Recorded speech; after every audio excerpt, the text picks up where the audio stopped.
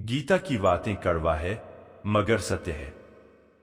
जो हुआ वह अच्छा हुआ, जो हो रहा है वह अच्छा हो रहा है, जो होगा वह भी अच्छा ही होगा। तुम भूत का पश्चाताप न करो, भविष्य की चिंता न करो। अभी तो वर्तमान चल रहा है। आप खाली हाथ आए और खाली हाथ ही जाएगी। जो आज तुम्हारा है कल और किसी का था, परसों किसी और का होगा।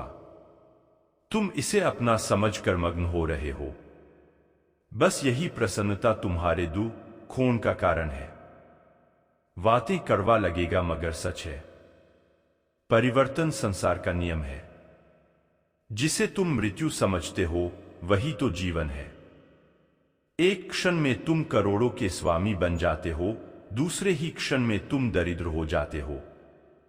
मेरा तेरा, छोटा बड़ा, अपना पराया, मन से मिटा दो, फिर सब तुम्हारा है, तुम सबके हो। न यह शरीर तुम्हारा है, न तुम शरीर के हो। यह अग्नि, जल, वायु, पृथ्वी, आकाश से बना है और इसी में मिल जाएगा। परंतु आत्मा स्थिर है, फिर तुम क्या हो? बातें कड़वा मगर सत्य है। तुम अपने आप को भगवान को अर्पित करो। यही सबसे उत्तम सहारा है। जो इसके सहारे को जानता है वह भय, चिंता, शोक से सर्वदा मुक्त है। जो कुछ भी तू करता है उसे भगवान को अर्पण करता चल। ऐसा करने से सदा जीवन मुक्त का आनंद अनुभव करेगा। तुम्हारा क्या गया जो तुम रोते हो? तुम क्या लाए थे जो तुमने खो दिया? तुमने क्या पैदा किया था जो नाश हो गया? न तुम कुछ लेकर आए, जो लिया यहीं से लिया। जो दिया यहीं पर दिया। जो लिया इसी से लिया। जो दिया इसी को दिया। जहां दूसरों को समझना कठिन हो जाए वहां स्वयं के मन को समझाकर भावनाओं को अपने मन तक ही सीमित कर लेना बुद्धिमानी है। सही समय की प्रतीक्षा करना स्वयं को मूर्ख बनाने की तरह है।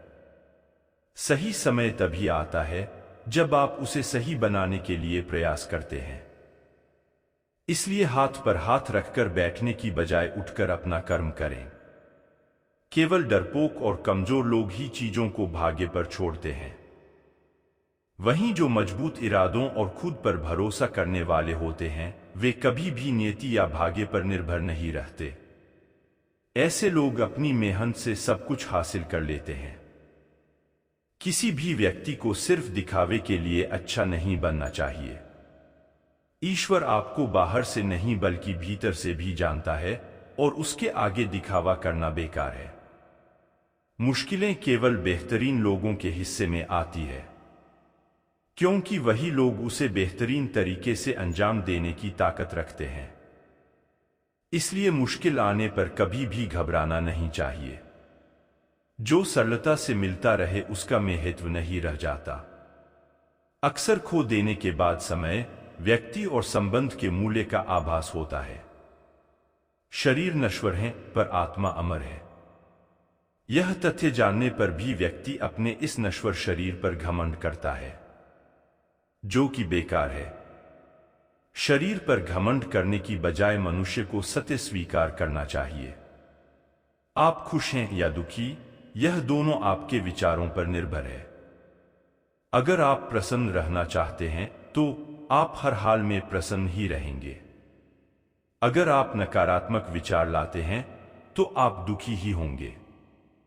विचार ही हर व्यक्ति का शत्रु और मित्र होता है। मनुष्य को फल की इच्छा छोड़कर कर्म पर ध्यान देना चाहिए। मनुष्य जैसा कर्म करता है उसे फल भी उसी के अनुरूप मिलता है। इसलिए व्यक्ति को अच्छे कर्म करते रहना चाहिए। व्यक्ति को खुद से बेहतर कोई नहीं जान सकता, इसलिए स्वयं का आकलन करना बेहद जरूरी है।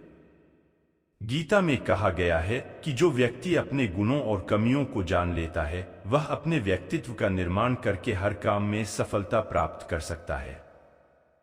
हमारा मन ही हमारे दुखों का कारण होता है।